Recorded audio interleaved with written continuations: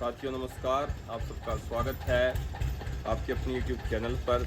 तो दोस्तों मैं आज जो आपके सामने केस लेके आया हूँ, ये देखिए, ये 2 साल की फीफर कटड़ी है मेरे साथियों।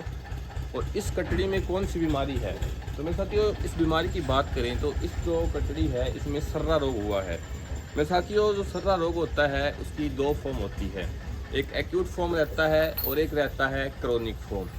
जो एक्यूट फॉर्म रहता है मेरे साथियों, उसमें जो न्यूरोलॉजिकल सिम्टम होती है जानवर में, सर मारना, दीवार से सर टकराना, या फिर जो अनकॉन्शियस बिहेवियर करना, या फिर जो पशु मालिक है उसे पहचानना ना पहचानना, ये सब सिम्टम हैं जो एक्यूट फॉर्म होती है सर्रा की, उसमें आते हैं। लेकिन जो क्रोनिक फॉर्म है, क्रोनिक फॉर्म की अगर हम बात करें कि जो क्रोनिक सर्रा है वो जो भैंस होती है उसमें 3 साल तक सर्वाइव कर सकता है मेरे साथियों।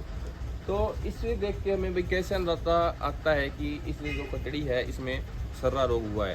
तो देखिए मेरे साथ ये जो पैरों में सूजन आई हुई है, जैसे कि मैं आपको दिखाता हूँ,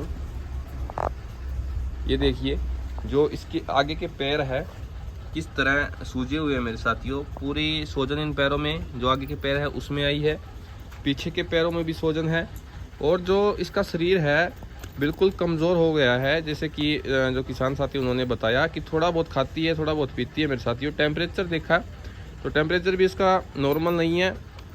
तो ऐसे केस में क्या रहता है मेरे साथियों कि जब टेम्परेचर है, ये जो मेरे पैरों में सूजन है, जो आगे के पैरों में सूजन है, पीछे के पैरों में सूजन है, ये मेरे साथियों हमें जो लीवर से संबंधित बीमारी होती है उसमें भी देखने को मिलती है कि जो गाय है, भैंस है या फिर कटड़ी है, जो भी है, उसके पैरों में सूजन आई है और उससे लीवर से संबंधित कोई रोग है।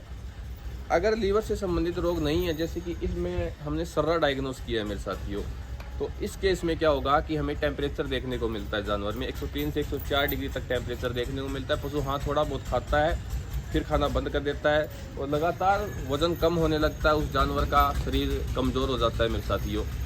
तो जो सर्रा है वो एक प्रोटोजोअल डिजीज़ है मेरे साथियों। आपको मैं बता दूं कि जो एक मक्खी होती है उसके द्वारा जानवरों में बीमारी फैलाई जाती है, जिसे सस्से फ्लाई कहते हैं।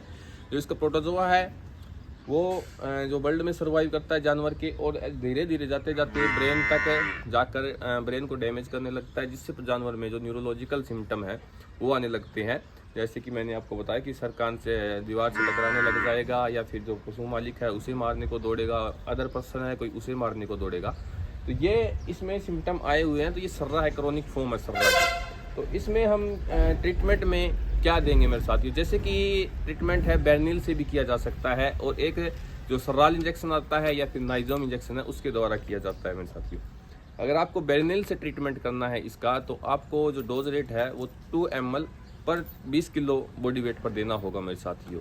और अगर आप इसका जो नाइजोम है उससे ट्रीटमेंट करना चाहो तो नाइजोम से भी ट्रीटमेंट कर सकती हो। उसमें आपको 1 ml 20 किलो बॉडी वेट पर नाइजोम इंजेक्शन देना रहता है मेरे साथियों। तो सर्रा बीमारी का जो ड्रग ऑफ चॉइस है वो नाइजोम यानी आइसोमेटामीडियम जो साल्ट रहता है वो होता है।